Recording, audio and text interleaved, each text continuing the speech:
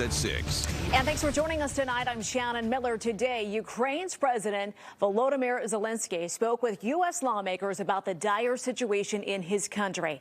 Our Connecticut lawmakers were on that Zoom call, including Senator Richard Blumenthal and Congressman Joe Courtney. Both are calling for lawmakers to quickly approve next week's $10 billion in military and humanitarian assistance for Ukraine.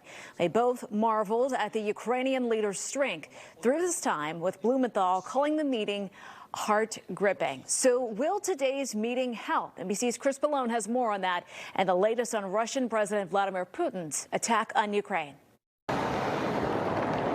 Secretary of State Antony Blinken with a symbolic display of American support for Ukraine, meeting with the Ukrainian foreign minister just steps inside the besieged country. The entire world stands with Ukraine, just as I'm standing here in Ukraine. The meeting at the Poland border coming just hours after Ukraine's president held a video conference with members of Congress. President Zelenskyy and the Ukrainian people are just awesome. They're willing to fight for their freedom to the death if they have to. According to people who were on the call, President Zelenskyy asked lawmakers to ban the import of Russian oil, cut Russians' access to Visa and MasterCard, to give increased lethal aid to Ukraine, and to enforce a no-fly zone over the country. Russian President Vladimir Putin said Saturday a no-fly zone would be seen as an act of war, and U.S. and NATO officials have repeatedly said they will not establish one. The State Department once again warned Americans in Russia to leave the country while they still can. Traveling to Russia right now, working in Russia right now, Mr. Putin is not stable right now. Ukraine accused Russia of firing on civilians trying to evacuate, violating an agreement made just days ago. In Kyiv, the country's former president echoed the call for more Western aid. Our brave soldiers need anti-tank equipment, need anti-aircraft equipment, need more modern technology.